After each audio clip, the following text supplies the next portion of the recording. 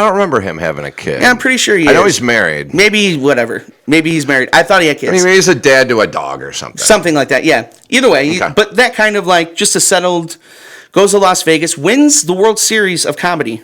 Yo. And the grand prize was basically booked gigs pretty much every weekend across the country. Oh, dang. So the winning prize was if you win the World Series, you become a working, traveling, touring comic. Yeah, and he's been a traveling comic ever since. Dude, he's a beast. He's been a beast. Yeah. He's now he's now killing it in Los Angeles. He still represents Cleveland super hard out there, but he's killing it in Los Angeles. He's a part of a stand-up comedy collective that started in Chicago called Comedians You Should Know. Okay. Dude's murdering it. Your guy Joe Kilgallen's a part of that, right? Yeah, he's one of the founders. Mm-hmm. And I think him and Kilgallen have a connection through Peter Byrne. So Peter Byrne is, he was a comedian. He had a show on TBS, and I believe that's kind of like how. But they were both his guys, basically, Okay. and that's how Ryan and Joe met. So what I'm going to do right now, I'm going to call Ryan. And we're going to talk to him. You What do gonna you call think him about on that? the computer? Yeah, I'm going to call him on the computer. Man, I hope he answers. That'll be awkward if he doesn't.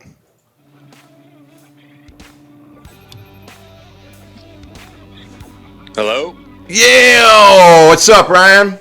What's up, dude? Welcome to Podcasting Dangerous. Hey, what's going on, Ryan? This is Gary and Matt. I do know you both. Hell yeah. I know both of you. Yeah. How you doing? You heard it here first, guys. Yeah. Thanks for coming on the show, man. We were just giving the audience a little background on you. Why don't you just give us the brief summary of what you've been up to here these past 10 years or so? I know I started seeing you in the way mid 2000s. I think it bottoms up on 117th Street in Cleveland. I'd also like to clarify for everybody just listening to this of a different age, Bottoms Up was a bar where you could get wings. Not what you think it is. It's not a gay bar. It turned into one. Yes, I thought it's funny that now. later on down the road that they turned it into a gay bar, and I love that they never needed to change the signage. That is what I call perfect branding. I mean, that's brilliant, isn't it? I mean, like, you don't even have to change the business name. You're like, boom, I'm done. The sign is up. It's like, man, we got the name, but the concept just isn't right. How are we going to fix this? Yeah, there was this basement in this, and they tried to call it a separate club called Bossa Vita Lounge, but basically what it was a poorly air-filtered place where this is back when you could still smoke indoors. Oh, yeah. And people would just sit there, and I mean, it would just be this just very dark, dank, smoky place to do comedy, and we would go there every Wednesday night and work out our sets and try to pick up chicks. That's what we did when we were as single men. I was quite successful myself at your shows. Yes, well, that's pretty good. All I had to do was come up with jokes while you just had hype. You can't coach hype. You can't coach hype. Oh man, so what have you been up to since those days? Give our audience a little rundown. Well, since those days, I was selling cars back in those days. It was like 2004, 2005, I imagine. And then I got at one point, I said, I just want to do this full time, and I started doing it full time. And then about a year in, I decided I want to move to New York, and I lived in New York for like a year and a half. And I remember that. I was still working the road pretty hardcore, and I was never in New York. So at one point, I just said, this isn't working out. So I moved back home. And then I just continued working the road, but still living in Cleveland. I got a girlfriend. We got married a few years later, and kept doing it. And then at one point I just started, I got on TV a few times, just doing some stand-up like Comedy Central. And one of my friends had a TV show out in Los Angeles called Sullivan and Son on TBS. I got a few guest stars on that. And I just got tired of doing the same old thing, basically never being home, even though I love Ohio more than anything. If I could make everything work out the way I want to, the first big purchase I'd make is a house back in Lakewood, and just so I could, get the hell out of here because this place is awful. I'll get into that down the road, but I mean, this place is it's just full of awful people, and but I mean, it's a necessary evil. You got to take all your talents and things you've learned, and you got to parlay them. So, came out here and been here 4 years, and just doing what every other hustling, trying to get auditions, getting on stage, getting stage time, getting on the right shows. It's a constant hustle, and of course, you know a smart move in your entertainment career is to wait till you're about 39 years old to move out to Los Angeles. Isn't that when you're in idiot. that's when you're in your prime, right? Oh God, I hope so, because I literally, as I was driving out here, when it was going, what the F am I doing here? But you got to. At some point, you got to see what you're made of, and I knew I would have regretted it had I not tried. So it's like, you got to do it. And hey, there's bad things, but there's good things. I mean, it's perfectly sunny out here right now. It's beautiful, and I'm having a good time. Does your wife live with you in LA? Yes, she does. She is a Right nurse on. over at UCLA. That's right. Go Bruins. They pay our bills. So I am a Bruins fan because they pay all of our bills. Why not? Yeah, man. Yeah, right. We totally support that, man. Well, you seem like you're killing it out there, man. Like you've joined. There's a comedy collective out there that you've joined, the stand-up comedy collective called Comedians You Should Know. You want to tell us a little bit about that? Yeah, it's I think we met in Cleveland, but I hung out with you a little bit in Chicago. Isn't that right, Gary? Yeah. So anyway, I got out there and I met some guys, and these guys early on in their comedy career decided, like, we want to have our own comedy show that's outside of the club. So they started this thing called Comedians You Should Know, and it's just they got a logo together and they took it really seriously. They built this beautiful website, and in this Irish pub, which to this very day it sells out every Wednesday at this Irish pub, and it's like then some of the representatives moved to Los Angeles, some of them moved to New York. So they started different ones. So there's 3 Comedians You Should Know. One operating in New York, LA, and Chicago simultaneously. It's the only independent comedy show that does that in all of comedy right now. So we're pretty proud of it. And we just put up the people we like. It's not, we'd love to have all celebrities, but it's based on like people that we think kill us and we put them on stage. Yeah, that's really it. It's really bare bones, Best Buy type comedy. It's just right there. It's just the people that make you laugh. Yeah, those shows are a lot of fun, man. I think it's so cool just to see there's a couple of Cleveland guys out there, you and Ramon Rivas out there that are killing it out there. Whether it's getting those TV spots, all the work that you're getting.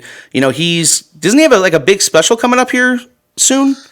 I'm not sure. Okay. He's actually out here. He travels quite a bit. He's done if you think I'm doing well, I think that's great. But if you want to know who's doing well, it's Ramon. This is a guy who I met coming up, and I just saw something in him, and I knew he was super serious. Like, he wanted this to just be his life in comedy, and he's just taken the ball and ran it. He's far past what I ever did in comedy. Like, he's had his own half-hour special on Comedy Central. He had an HBO Latino spot on this show that's been being really popular, and he's gotten on Broad City. He's done. The things he's done are amazing, and I couldn't be prouder of the guy. Yeah, but do you know that you have an IMDb page? Yeah, I do. I look at it, and every once in a while, I laugh because I'll look at it and go, why am I looking at nothing?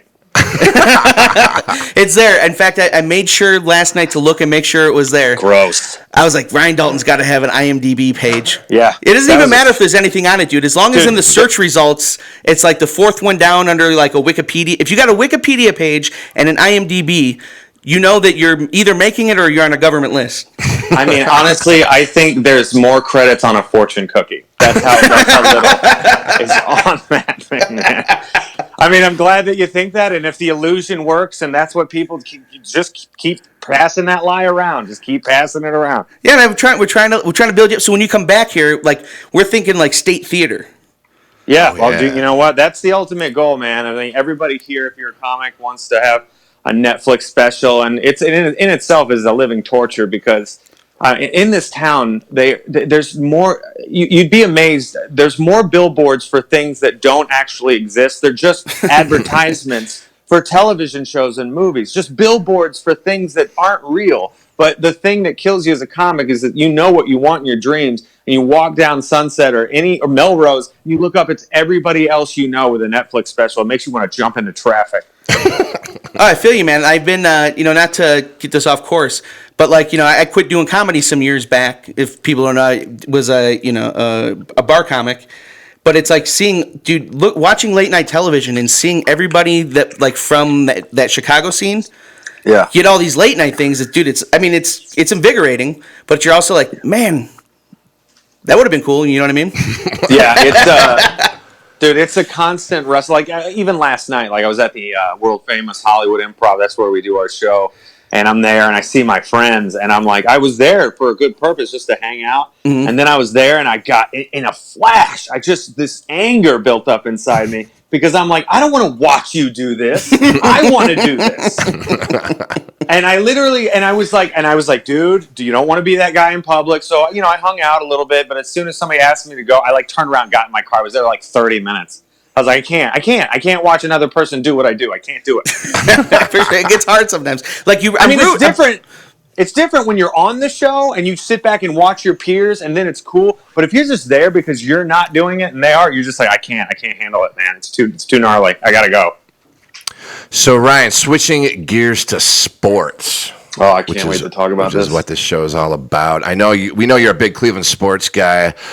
How do you feel about all the Browns offseason moves and just everything that transpired last year that's led up to this moment? Give us your take, man. Okay, well, here we go. The last 2 seasons prior to this season, I stopped watching the sport of football after week 4. Oh, wow. I will tell you why. Because I will not sit there and watch 2 other teams in the same league of sport play each other with precision, accuracy, a game plan, knowing full well that my favorite team is playing JV ball. I mean, football that is out of movies like Necessary Roughness, The Longest Yard before they got good at the end. I'm talking, it's like, I can't, and I'm sorry, that's the immaturity in me. So I would stop because I would get so angry. And then here's another layer to that onion. I moved out here. So this town went from 0 football teams to 2 football teams in a year and a half time. That's insanity. How do they support them out there? Dude, that's another level to it. This is the worst fan town in the history of sports fan towns. I can't believe they can't. The Rams were in the Super Bowl, and you walk down the street, you would have thought it was another day. No one cares. No one cares. Can you imagine that? Can you imagine if, let's say, the Browns went to the Super Bowl? God, I mean, everybody, we all fantasize about it. But can you imagine that day? You put on your jersey, you got your gear, you're excited, you're walking around, ready to bump into somebody else, give them a high five, and then nobody reacts to it. That's what this place is like. So you're just walking around with all of that adrenaline going, ready for football, and there's just nothing. Yeah, the Super Bowl. I'm like, I'll support the Rams in the Super Bowl. Nobody cared. So anyway, that happens. I don't know about you, but I don't follow the college game all that much, and I didn't really ever watch the draft because of how many times we've wasted it over the years. It's futile. I'm not gonna get dressed up in my Browns gear to watch this disaster again. So. Everybody was upset about Saquon Barkley going to the Giants, and we picking Baker Mayfield, and then picking Denzel Ward and such. And everybody was upset about that, and I saw. But I was going to watch it because I wanted to see what happened. So, how many games in you get Baker Mayfield finally starting? And I got to tell you something. Of all the times we've been bit on the ass, and I'm talking Johnny Manziel. Oh my God, I want to vomit. What a just a complete mess. So I'm watching that Thursday night game, national game, when Baker Mayfield checks in, and I'll say this, I'll say it, and I've never seen anything like it. I have never seen a team change so dramatically. A Cleveland Browns team changed so dramatically in the course of 15 minutes between halves. It was like there was an alternate reality before halftime, and then the Earth 2 was the second half of that game. And then I was sold. I was sold. I'm like, this guy's a leader. This guy makes men want to achieve goals. This guy is more than a football player. This is what you want. And, after that, there's struggles. I knew it wasn't going to be Super Bowl bound. But the frustration of, we had bad kicking, and that cost us games. I mean, honestly, we win one more game last season. We're in the playoffs. We were the best team in the entire league not to make the playoffs last year. I don't care. That's the bottom line. We were the best team not to make the playoffs. Is it weird to say that about the Browns? Dude, it is unbelievable to be as excited as I got about this game, because I have a Browns bar. It's 3/4 of a mile from my front door, stumbling distance. And you go there, and it's actually pretty funny because it's more of a Persian nightclub, but the owner's from Cleveland, so he kind of turns it into a sports bar. But it's once you see the wait staff dressed up in their like really clubby gear, and you can tell how much they hate it because a bunch of electricians and pipe fitters are getting wasted in the bar, and they get so upset because they're just drunkenness. I stopped going there because I was like, I'm not going to lose money in this bar when I could stream these games illegally for free at home. And that's what I did. And especially too, alcohol is enough of a depressant. You don't need to add that with like the Browns depressant as well. Dude, one time I went to the Browns-Pittsburgh. I forget what year it was. It was Browns-Pittsburgh. It was the final game of the year. Pittsburgh beat us so badly.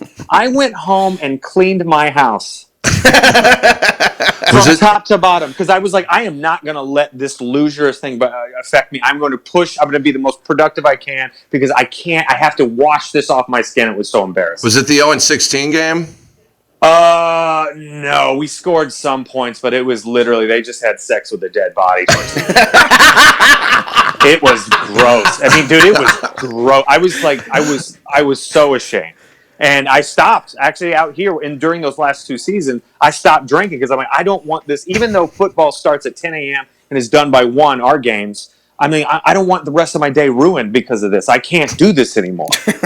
So we flash forward to now, there's hope. We see these unbelievable performances. I mean, look, Chubb with all the running and Baker Mayfield and I mean, just everything else. Just a team that's competing, and you're buying in it. You're buying into it, and then you're like, okay, what is this season? Is this season like a buzz, like a sizzle reel for like attracting free agents? Will we get free agents? Then I start cooking in my head, we could get another receiver because receivers are insane. They want to be thrown to. I bet, and my prediction originally was we're going to get Antonio Brown from the Steelers, which on just a petty level, I wanted to take that dude away from them.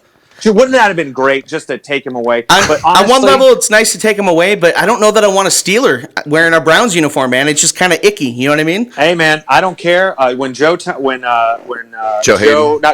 Hayden went over there, I was like, look, that's just how it is. That's how the business is. And I would love to take somebody that was complaining about Ben Roethlisberger. But the thing is, the dude, that last game of the season when he didn't suit up, and I know, I get it, you're hurt, but you're trying to win and move on. I was like, that guy's not the dude you want on the team, man. I mean, you can't have that dude. He's a problem. No, he didn't even let his team use him as a decoy. That's what I'm talking about. I was like, you know what? No.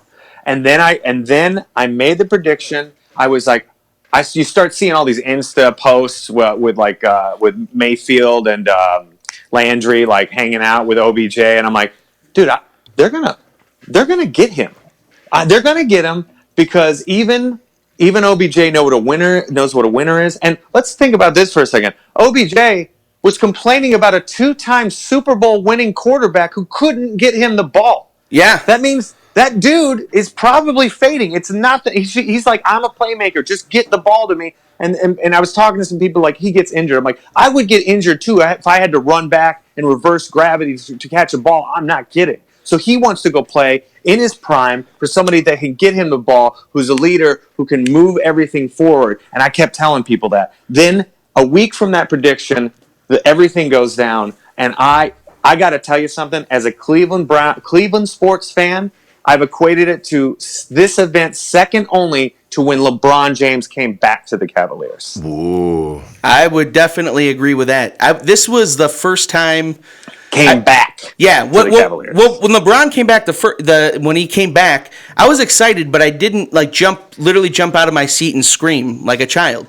I did. I was losing my mind. I was running around. I was calling people I haven't talked to in years. I'm like, can you fucking believe it? We're gonna rings. I mean, we got a ring. That's all I care about. But I mean, the fact was like we are not a joke. This is gonna happen. Yeah, we have peace. I mean, we already had Kyrie Irving. We haven't even gone for Kevin Love yet. Could you imagine? I wonder what that team would have been like with Andrew Wiggins instead of Kevin Love. Oh, you think about it. Yeah. But I mean, people like to rag on Kevin Love, and I remind him, I'm like, you want to know why his point totals dipped? Is because he was playing with LeBron James and Kyrie Irving. You think you're going to get all the touches in the world? He's still a double-double. Basketball player. For sure. Yeah. And everybody gives Kyrie and LeBron credit, but if Kevin Love isn't playing defense like that on Seth Curry on their last possession, there's no it doesn't matter who hits what the shot is. You know what I'm saying? Yeah, he was the difference maker. They don't win a championship without Kevin Love. Right. So we get him, and I lose my. I mean, I call again the same thing. We get OBJ. I'm calling everybody. I know again from Cleveland. I'm texting. I'm like, I can't believe this because here's the stat. Name another athlete in the prime of their career, not the tail end, not a Willie McGinnis who's won rings with the Patriots and decides to sign a contract with the Browns so he can make a little bit more money towards the end of his career. I'm talking about an athlete who's a superstar level elite athlete who's elected on purpose to come to the Cleveland Browns, not like forced to come here, a la Hard Knocks. Well, he got traded, so he didn't make the choice, but he's definitely accepted it. Did you see that? He accepted the trade. I mean, because it's what he wanted. Yeah, and they had something to give. And honestly, I think New York made out on that trade. That was a very fair trade. Plus, they got an exciting safety in Peppers. That dude's awesome. I was so bummed. I mean, I was very happy to have Odell Beckham here, but I was definitely bummed about losing Peppers.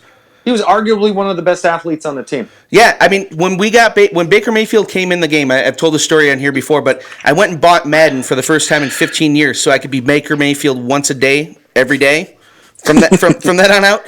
And I tell you, man, and that was kind of what was getting me back into football because the Browns had just beaten it out of me over the years. And my most fun guy on there, man, was Jabril Peppers. You know, Madden thought he was going to be good, and at the end of the year, he looked like he was a real player. Yeah, absolutely. So, but I mean, that happens, and now, I mean, it is so funny because I follow the Browns on Twitter and Facebook, and this is so funny to watch their digital department evolve overnight. Dude, I remember one time I was looking at videos on their website, and it's like. Remember who's that tight end? He was great. He's still playing. I think he went back to the Patriots. Big Ben. Ben Watson. Ben Watson. Yeah, he just got suspended for PEDs. Right, he's been in the news. Well, for what? For drugs? Yeah, for performance-enhancing drugs. So basically, he had. Well, when you're 100 years old, you kind of need him. I don't blame him. Well, dude, he took him because he thought he was retiring, and then the Patriots made him an offer after he did the PEDs to start healing his joints and stuff. And he'd already taken the test, and he's like, I think I kind of failed this drug test, and he did. Yeah, that's a bummer. I liked him. I thought we should have never gotten rid of him. He was a consistent. I'm sorry, go on with your story, man. Tight end. So anyway, I'm looking at the Cleveland Browns website, and there's a video of him cooking gumbo. I'm like, this is what they had. Now, if you go onto their YouTube channel, they're streaming live every single day. Oh, yeah. There's interviews I don't know if you've been following it, but it's like, dude, you would think they were their own sports center with the amount of time. I mean, they're so pumped. This is so legit of a thing that they're feeding us nuggets to keep us excited. And I got to tell you, as a Cleveland Browns fan, this is the first time in my life I've ever said the words, I can't wait until summer is over. Because football season. Not just because of football. I can't wait to see the fantasies that I've cooked in my head of feeding the Steelers 2 L's this season. That's what I want to see. Just beating them down. Just seeing the Ravens being inept. I mean, look, they got that fast kid quarterback, but let me tell you something. Speed quarterbacks last for about a year until everybody goes, all right, we're going to really hit you if you run.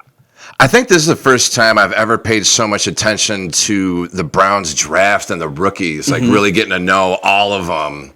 100%. I actually watched the draft over the course of the days because I was curious, knowing that we're not drafting for desperation, just to see what these kids we got. And I mean, dude, we drafted a kicker just cuz. Yeah, the 5th round. Yeah, we just were like, let's pick up a kicker. We kind of need one of those. Yeah. Pick one of those We up. got a pick to burn. Like we picked up a candy bar, and when you're checking up at the supermarket, you're like, I can go for one of these. Oh, look, it's a Snickers Crunch. That looks nice. Yeah, that's what we did. And I mean, dude, we even drafted good, like that other defensive, that other cornerback who's Greedy Williams. He's going to chip on his. Yeah, great name for a cornerback. Yeah, right. Oh, for sure. Like Buster Screen and Greedy Williams were the best names for a cornerback. I mean, that dude's got a chip on his shoulder, and he's already out of his mind saying he's going to dominate the league. I love it. So, what do you think the Browns are going to do this year, man? What are your predictions? Put them on the line. Well, again, I don't know if this is a true stat, but I feel we're still the youngest team in the league somehow. I'm sure we're in the top 3 for youth. I mean, we were last year, and all we did was get newer pieces. So I'm going to assume we're that again. So we still need we still need those wily veterans, man. That's what we need. And I feel we definitely win 8-10 games. So you're calling 10-6? Yeah, I'll call that. I'll say 10-6. What are your playoff I think that's predictions? fair. You know what? I'm going to guarantee 10-6 because we looked at the calendar.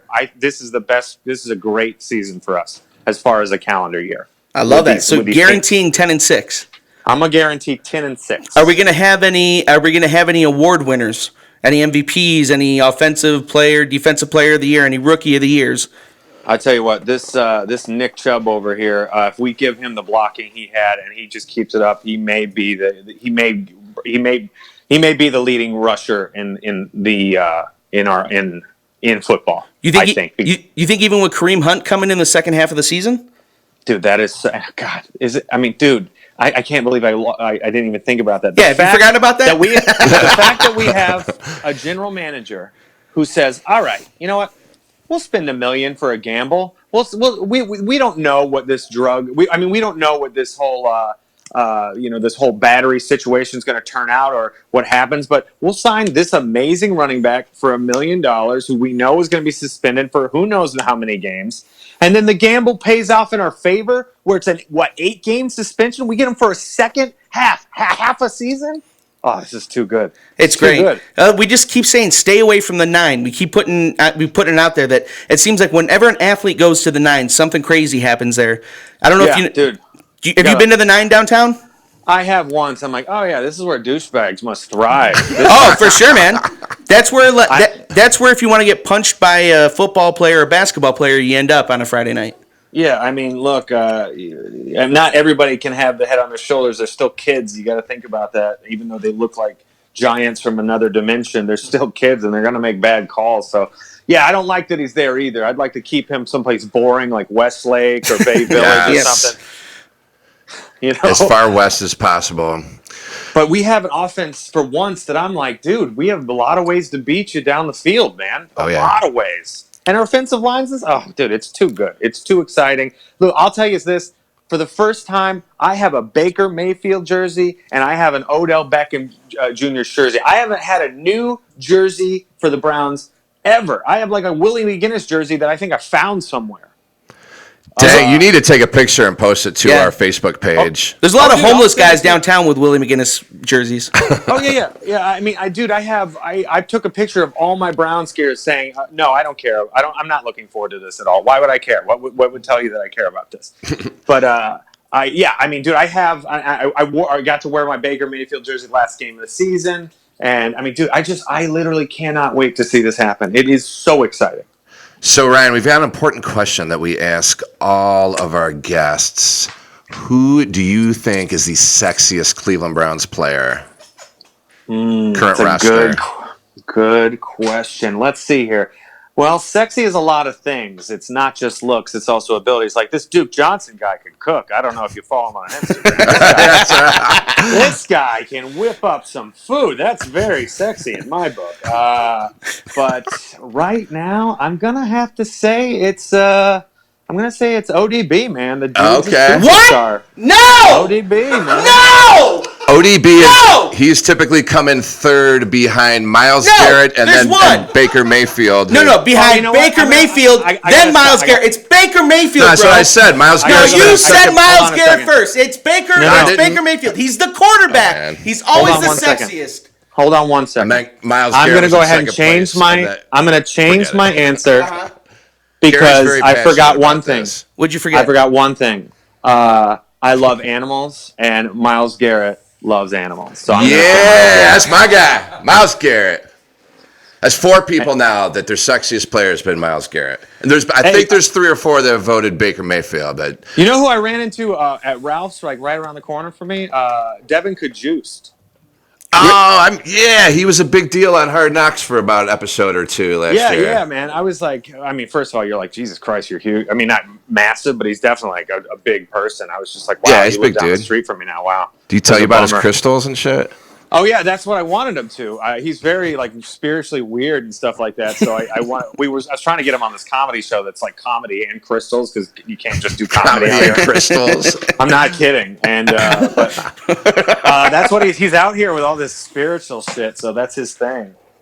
Is he in the league right now? No. I think that was his last shot, and I mean, dude, he was busted up towards the end of it. I think that's the reason. Even though, I mean, he looked good in those games, but let's keep in mind it is still preseason football, and he was really banged up going into the season. I think they knew that. They knew that what they had in Njoku. Yeah, pretty deep at tight end. I think we'll be all right. Yes, but I think it's going to be a good year, man. Well, thank you for coming on, man. Where can people find your stuff? I'm on Instagram as the Ryan Dalton, on Twitter as at Ryan Dalton, Facebook the Ryan Dalton, and my website theryandalton.com.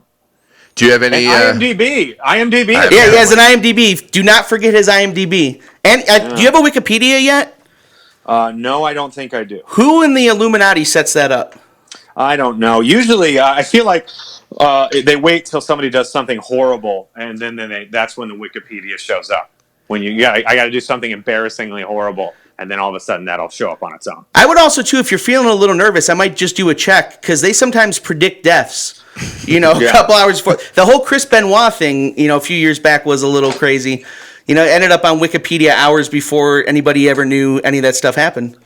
Oh, wow. So, man, it's the Illuminati's real, I guess. Do you have any? Do you have any big TV appearances or big live appearances coming up? I wish I could say I am, but I'm just bouncing around town. This is the summer of L.A. Dalton, where I just bounce around Los Angeles to different spots doing that. So nothing big, but I mean, we're trying. That's the whole goal. I've heard you filling in here and there on the Alan Cox show. Yeah, they let me sit in on there. That was a good time. Do you come in the studio or are you remote when you do that? No, I always go in because usually if I'm doing it, it's because I'm in there. They got enough comedy coming in there, so they let me come in and sit and plug my stuff when I'm in town. I like doing that. There's a venue in Lakewood called the Winchester, and I like doing shows there. Winchester's making a come up with the comedy scene right now for sure. Yeah, I've got a bunch of material that I'm looking to start putting on. Just looking to start recording. So I may try to do it at the Winchester here pretty soon in the future. So that would be the main thing I'd want to work on. Well, right on. Well, when you come to town, make sure you let us know. We can get a crew out there to see you. And just throwing this out there for you too. Do you remember Colin Bohannon from Chicago? Yeah, sure. We are filming his 1 hour special here on June 18th. Oh, that's great, man. Yeah, we got a stage up here. So, man, it's another place. If you want it when you come to town, we can also help you put together a room, man. I would like that. Awesome. Thank you very much for joining us, Ryan Dalton, everybody. And we'll be back in a couple minutes. We're going to be talking about where in the world Odell Beckham Jr. is. We're going to preview that Rolls Royce and talk about the guy from he's kind of like a major league kind of guy. He had to lie a little bit to make the Browns, but he's just about here. Damon Sheehy Giuseppe. I should have rehearsed that name. There's a lot going on there. Yeah, man. None of us have gotten it right yet. There's a Giuseppe in there, man. You think he's Italian? That's a great question. We're gonna have to do a deep dive on his ethnicity. If you're enjoying our highlight videos, come check out Podcasting Dangerous live every Wednesday from 6 p.m. to 8 p.m.